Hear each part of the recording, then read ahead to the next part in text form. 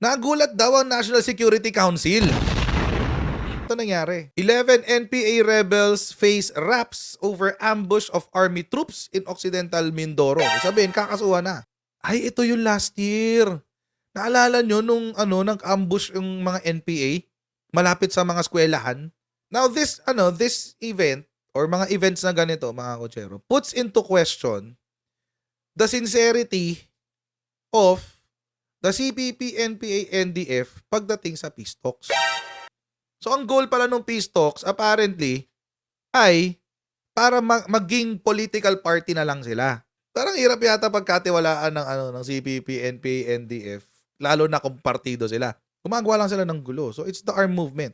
This is weird. Hindi ko alam how that will work. Lalo sa the democratic system natin sa bansa. I think yung National Security Council natin is a bit too optimistic.